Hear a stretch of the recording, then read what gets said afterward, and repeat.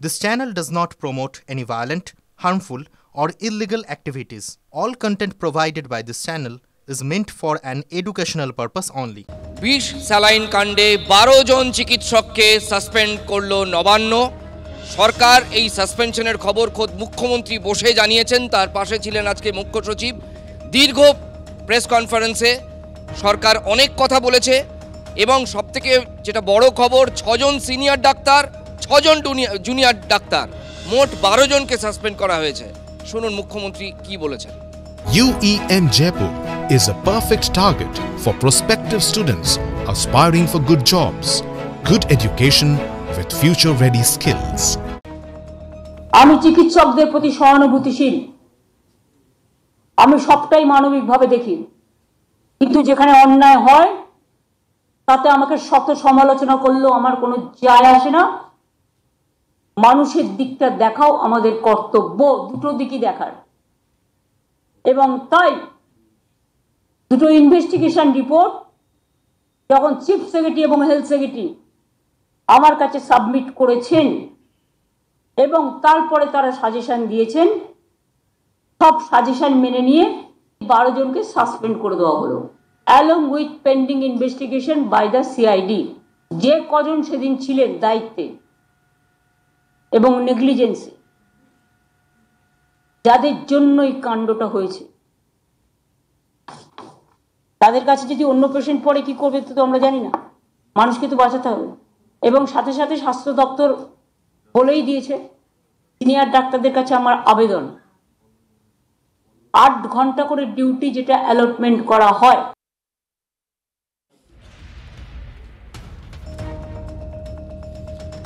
বিষ স্যালাইন নিয়ে কি বলেছেন মুখ্যমন্ত্রী, শুনবো একবার। একই স্যালাইন যদি অন্য জায়গাতেও থাকতো, সেখানে তো কোনো ঘটনা ঘটেনি, এখানে ঘটনাটা তো অন্যরকম হয়ে গেছে। গাফিলতি, যারা জানে না তারা গেছে সিজারিয়ান করতে, অ্যানেস্থেসিয়া দিয়ে দিয়েছে উল্টো পাল্টা। নামগুলো কেন হলো? এমএসবিপি তার দায়িত্ব নয়? অ্যাডমিনিস্ট্রেশন দেখা কোথায় ছিলেন তিনি? HOD head of the department cover গেছেন। তার মানে সরকার চিকিৎসকদের গাফিলতি পেয়েছে, জুনিয়র চিকিৎসক, এমএসবিপি, সিনিয়র চিকিৎসক তাদের গাফিলতি পেয়েছে। এবং মুখ্যমন্ত্রী আর একটা কথা বললেন যেটা অত্যন্ত ইন্টারেস্টিং, একই স্যালাইন তো অন্যদেরও দেওয়া হয়েছে, ওই সেখানে তো কারো মৃত্যু হয়নি। আমার সঙ্গে রয়েছেন তন্ময় প্রামাণিক, আমার সতীর্থ। তন্ময়, পুরোটা আমরা কিভাবে ব্যাখ্যা করতে পারি মানুষের সামনে? দেখো, ব্যাখ্যাখানে মুখ্যমন্ত্রী যেটা বলেছেন যে তদন্ত কমিটি, সেই তদন্ত কমিটি সিসিটিভির ফুটেজ, হাসপাতালে কে ওটিতে ঢুকছেন, কে বেরোচ্ছেন, কে কতক্ষণ পরে বেরোচ্ছেন, কে ছিলেন কে ছিলেন না, এবং যারা ছিলেন না তারা কোথায় গিয়েছিলেন। যেমন গঙ্গাবলী একটি নার্সিংহোম রয়েছে যেটা আমরা পাচ্ছি খবর, সেখানে গিয়ে কেউ ওটি করেছেন। ফলে এই পুঙ্খানুপুঙ্খ চিকিৎসকদের একটা অংশের যে অবহেলা রয়েছে বা চিকিৎসায় গাফিলতি রয়েছে কিংবা ডিউটি আওয়ার্সে তিনি হাসপাতালে ছিলেন না, সেই বিষয়টা কিন্তু আজকে রাজ্যের প্রশাসনের শীর্ষ মুখ্যমন্ত্রী এবং চিফ সেক্রেটারি, এদিকে হেলথ সেক্রেটারি, তারা তুলে ধরলেন। এই ঘটনা কিন্তু খুব একটা নতুন নয়, কমন ঘটনা। অনেক হসপিটালের বাইরেই বিভিন্ন নার্সিংহোমে ডাক্তারবাবুরা ডিউটিকালীন ছুটে চলে যান রোগী দেখতে কিংবা অপারেশন করতে, এই অভিযোগ বিভিন্ন জায়গা থেকে আছে। ফলে কোনো চিকিৎসক এই অপরাধের সঙ্গে যুক্ত, এমনটা অভিযোগ উঠে আসে, আমরা কখনো কখনো সেই ছবি দেখাই। আজকে মুখ্যমন্ত্রী সে কথা বললেন যে এই যে স্যালাইন কাণ্ড, বিষ স্যালাইন কাণ্ড, সেখানে রোগী মৃত্যু, যেটা নিয়ে গত 5 দিন ধরে গোটা রাজ্য, 6 দিন ধরে 7 দিন ধরে গোটা রাজ্য তোলপাড় হচ্ছে, সেখানে 12 জন চিকিৎসককে সাসপেন্ড করলেন। 12 জনের মধ্যে রয়েছেন যিনি একজন এমএসভিপি রয়েছেন, অর্থাৎ হাসপাতালের অ্যাডমিনিস্ট্রেশন যিনি দেখেন মেডিকেল কলেজের, মেদিনীপুর মেডিকেল কলেজের, সেই জয়ন্ত কুমার রাউতকে, তাকেও সাসপেন্ড করা হয়েছে। কি না গাফিলতি, প্রত্যেকের কাজে গাফিলতি। বেশ, চিকিৎসকদের গাফিলতি তো মুখ্যমন্ত্রী এবং মুখ্য সচিব তারাই বললেন, কিন্তু প্রশ্ন হচ্ছে কোথাও কি একটা পরস্পর বিরোধিতা সরকারের আচরণে থাকছে না? যে স্যালাইনকে নিষিদ্ধ করা হচ্ছে, আবার সেই স্যালাইন বিষ কিনা সেই প্রশ্ন সরকারই তুলছে, তাহলে সরকার নিষিদ্ধ করছে কেন? একেবারেই এইখানেই কিন্তু মূল প্রশ্নটা উঠে আসছে। চিকিৎসকদের গাফিলতি, সিআইডি এবং বিভাগীয় তদন্ত বা একেবারে মেডিকেল কলেজের তদন্তে যে তদন্ত কমিটি, তারা বের করেছেন, শাস্তি দিয়েছেন। এটা কাম্য যে অন্তত গভর্নমেন্ট হসপিটালে সবাই ঠিকভাবে ডিউটি করুন, মানুষ সুস্থ হয়ে বাড়ি ফিরে যাক। কিন্তু প্রশ্ন উঠছে এবার, যে সরকার সেই ভিজিট করে কারখানা বন্ধ করেছেন, 7 তারিখে নোটিশ করেছেন যে এই স্যালাইন এবং এই প্রোডাক্টগুলো ব্যবহার করা যাবে না, নির্দিষ্ট একটি কোম্পানি, যে কোম্পানি আমরা এক্সক্লুসিভলি ছবি দেখিয়েছিলাম চোপড়া থেকে কারখানা সিল করে দেওয়া রয়েছে, সেখানে দাঁড়িয়ে চিকিৎসকরা যে রিপোর্ট দিয়েছিলেন একদম অন্তর্তদন্তের রিপোর্ট, সেখানে লেখা আছে এক রোগিনীর যখন রক্তক্ষরণ শুরু হয় তখন RL এই স্যালাইন চালানো হয়, চালানো মাত্রই তার খিঁচুনি শুরু হয়েছিল বা তার জ্বর এসেছিল, তার কনভালশন স্টার্ট হয়েছিল, তখন 200 মিলিলিটার দেওয়ার পর সেটা বন্ধ করে দেওয়া হয়। অর্থাৎ চিকিৎসকরাও সেখানে সন্দেহ প্রকাশ করছেন। অন্যান্য হাসপাতাল থেকে রিপোর্ট যাচ্ছে। উত্তরবঙ্গ মেডিকেল কলেজের সুপারের বক্তব্য আমাদের কাছে রয়েছে, তারা লিখিতভাবে স্বাস্থ্যমন্ত্রীকে জানিয়েছিলেন সেই স্যালাইন নিয়ে, সেই স্যালাইনে গণ্ডগোল আছে কিনা, সেই ওষুধগুলোতে গণ্ডগোল আছে কিনা, এটা নিয়ে কিন্তু আজকে আমরা কোনো উত্তর পেলাম না। চিকিৎসকরাও যে কথা বলছেন, গাফিলতি থাকলে শাস্তি হোক, অবশ্যই 100 বার কাম্য সেটা। আজকে যেটা হয়েছে তাহলে কি একটা পার্ট হলো, একটা পার্ট কি এখনো আধারে রয়ে গেল? সেটাই এই মুহূর্তে সবথেকে বড় প্রশ্ন। তন্ময়, অনেক ধন্যবাদ আপাতত তোমাকে। যেটা সবথেকে বড় প্রশ্ন সেটা হচ্ছে স্যালাইনটা কে পাঠিয়েছিল সেখানে? যে চিকিৎসকরা অভিযুক্ত, যাদের সাসপেন্ড করা হলো, তারা কি বাড়ি থেকে স্যালাইন এনেছিলেন নাকি সরকারের দেওয়া স্যালাইন ব্যবহার করেছিলেন?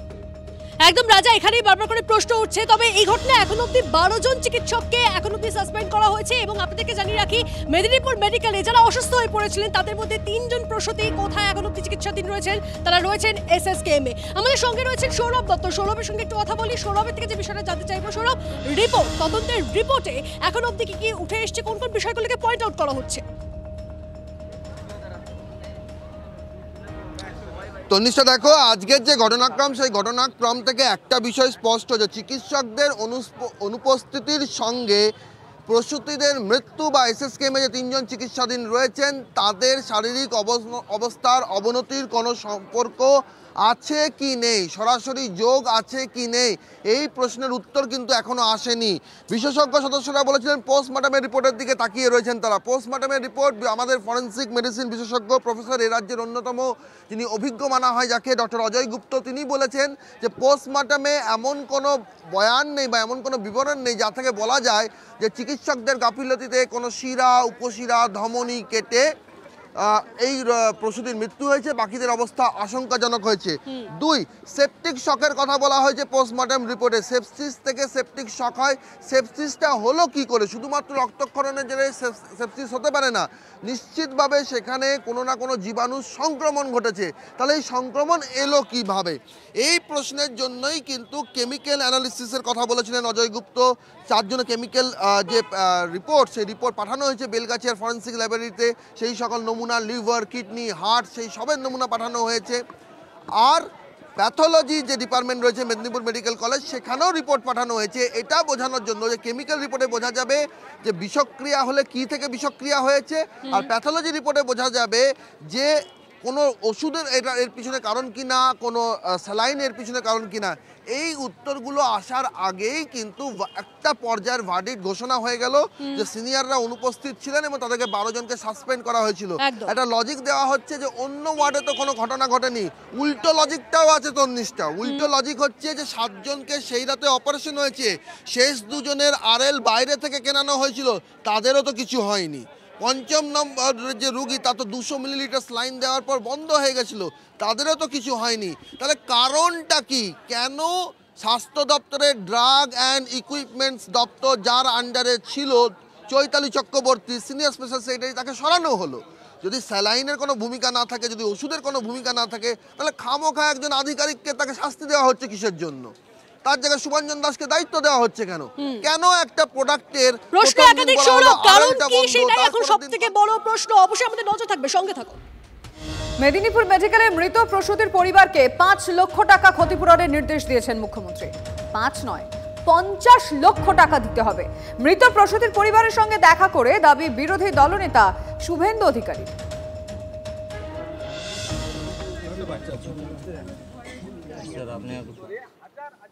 আমি মনে করি যে মৃত্যুর বিকল্প কোনো সান্ত্বনাতেই কাজে লাগে না, সাহায্যেও কাজে লাগে না। তবুও মৃত পরিবারকে আমরা 5 লাখ টাকা ও পরিবারকে দেওয়ার জন্য আমরা অনুরোধ করছি। এবং তার পরিবার থেকে যদি কেউ চাকরি করতে চায়, যেহেতু এটা আমাদের ডাক্তারদের নেগলিজেন্সির জন্য হয়েছে, সরকারের, যদি কেউ চাকরি করতে চায় আমরা সেটাও করব। मर्डर है, स्टेट स्पॉन्सर्ड मर्डर। 10 दिसंबर उनको मालूम चल गया है RL पॉइजनस है। उसका बाद भी थाउजेंड्स ऑफ पेशेंट को ये लोग ये दिया है। देवाशीष रुईदास का जो क्षति हुआ है, ये क्षति पूर्ण करने वाला कोई नहीं है। हेल्थ मिनिस्टर, हेल्थ सेक्रेटरी को तुरंत अरेस्ट करना चाहिए और 50 लाख रुपया उसको কম্পেনসেশন দেনা চাইয়ে with permanent 4th grade job. আমি তোমাকে বলছি তুমি 50 লাখ টাকার 1 টাকা কম নেবে না। তোমাকে 2 লাখ টাকা আমি দিয়ে গেছি, আমি আরো 8 লাখ টাকা দেবো। আমি 10 লাখ টাকা দেবো, মমতার 5 লাখ নেবে না। कि ये डॉक्टर का नेग्लिजेंस है? नहीं, negligence from the highest level, because tender, procurement, stock, everything in स्वास्थ्य भवन सेंट्राली। এবারে মেদিনীপুর মেডিকেল কলেজে নজর রাখবো, কারণ ইতিমধ্যে 12 জন চিকিৎসককে সাসপেন্ড করা হয়েছে। সেই নির্দেশিকা মেদিনীপুর মেডিকেল কলেজ পর্যন্ত কি পৌঁছলো? আমি সরাসরি আমাদের রিপোর্টার দেবব্রতের সঙ্গে এই বিষয়ে যোগাযোগ করেছি, কথা বলবো তার সঙ্গে। দেবব্রত, এখন মেদিনীপুর মেডিকেলে কি চলছে? দেখো, প্রথমে বলে রাখি, মেদিনীপুর মেডিকেল কলেজ হাসপাতাল বা মেদিনীপুর মেডিকেল কলেজের বাইরেই আমরা দাঁড়িয়ে রয়েছি, কিন্তু ইতিমধ্যেই মানে সরকারি যে নির্দেশিকা, সেই নির্দেশিকা এসে পৌঁছেছে কিনা তা বলা সম্ভব নয়। কিন্তু প্রেস বিজ্ঞপ্তি, যেটা মিডিয়ার সামনে যেটা প্রেস বিজ্ঞপ্তি চলছিল, সিএম যিনি বক্তব্য রাখছিলেন, সেই বক্তব্য কিন্তু সুপার সহ, প্রিন্সিপাল সহ অন্যান্য ডাক্তাররা তারা কিন্তু শুনছিলেন। এবং সেই শোনার পর থেকে কিন্তু বাইরে ইতিমধ্যে আমরা সুপারের সাথে কথা বলার চেষ্টা করেছি, কিন্তু যদিও আমরা সুপারের সাথে কথা বলতে পারছি না।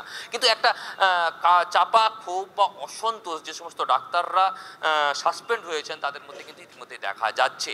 কিন্তু তারা যদিও এখনো ক্যামেরার সামনে কেউই কিন্তু কোনোভাবে মুখ খুলতে চাননি। তবে যেটা জানতে পারছি যে যে ডাক্তারকে সাসপেন্ড করা হয়েছে বা যেই ডাক্তারদেরকে সাসপেন্ড করা হয়েছে তারা কিন্তু প্রত্যেকেই যে অভিযোগ আসছে সেই অভিযোগ কোথাও একটা খণ্ডিত করছে এই ডাক্তাররা। কিন্তু যদিও ডাক্তার এখনো ক্যামেরার সামনে সে বিষয়ে মুখ খোলেনি। আমরা চেষ্টা করছি সুপারের সাথে কথা বলার, যদি সুপার কিছু বলেন, কেননা সুপারও এখন মেডিকেল কলেজের প্রিন্সিপালের চেম্বারেই তিনি রয়েছেন, তাই তিনি বেরালেই কিন্তু আমরা কথা বলার চেষ্টা করব। তার বক্তব্য কি, এই যে সাসপেন্ড নিয়ে তিনি কি বলছেন, পুরো দায়টাই যে ডাক্তারদের উপর দিয়ে চলে গেল, সেই ডাক্তাররা তারা কি আদৌ? না, অবশ্যই সুপারের বক্তব্য তো নেবেই, কিন্তু তার পাশাপাশি আমি দেবব্রত এটাও বলবো, সিনিয়র এবং বিশেষ করে জুনিয়র যারা পিজিটি রয়েছেন তারাও কি ভাবছেন, তারা এই বিষয়টাকে কিভাবে দেখছেন, প্লিজ তাদের সঙ্গে পরবর্তীতে কথা বলো। আপাতত ধন্যবাদ। দেখুন, নবান্ন যখন সাসপেন্ড করলো তখন ডাক্তারদের বিরুদ্ধে, অভিযুক্ত চিকিৎসকদের বিরুদ্ধে খোদ মুখ্যমন্ত্রী কিছু গুরুতর অভিযোগ তুলেছেন। কেমন? যে যখন চাকরি করার সময়, যখন পরিষেবা দেওয়ার সময় সরকারি হাসপাতালে, তখন অনেকে থাকছেন না, তারা ওটি রুম অ্যাটেন্ড করছেন না, দেখাচ্ছেন 30 কিলোমিটার দূরে আরেক জায়গায় রয়েছেন, আসলে বাস্তবে এই ধরনের কিছু গাফিলতির কথা খোদ মুখ্যমন্ত্রী বললেন, যেগুলো অত্যন্ত গুরুতর। ফলে এটা সমস্ত সরকারি চিকিৎসক মহলকেই একটা কড়া বার্তা। আর কি নবান্ন নির্দেশ দিল সরকারি চিকিৎসকদের জন্য, সরাসরি চলে যাব আমাদের নবান্নের প্রতিনিধি দীক্ষা ভূঁইয়ার কাছে। দীক্ষা, এমন যদি 1, 2, 3, 4, 5 করে বলতে হয় গুরুত্বের নিরিখে, কি নির্দেশ দেওয়া হলো?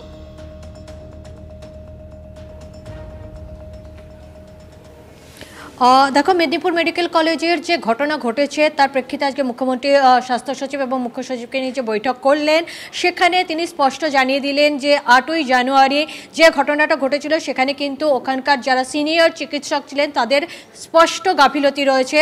ডক্টর সৌমেন দাস যার থাকার কথা ছিল তিনি ছিলেন না, আরেকজন চিকিৎসক 30-40 কিলোমিটার দূরে গিয়ে অন্য একটা জায়গায়, প্রাইভেট জায়গায়, সেখানে তিনি অপারেশন করছিলেন।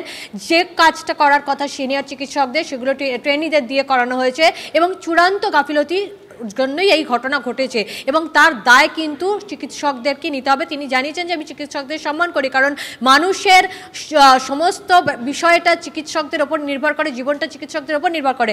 1-2 করে যদি বলা যায় তাহলে বলতে হবে মুখ্যমন্ত্রী আজকে স্পষ্ট বার্তা দিয়েছেন, সরকারি চিকিৎসক যারা রয়েছেন, বিশেষ করে সিনিয়র চিকিৎসক যারা রয়েছেন, তাদের দায়িত্ব থাকবে যেখানে অপারেশন হবে সেখানে তারা থাকবেন, অর্থাৎ তাদের ডিউটি যখন থাকবে তারা থাকবেন।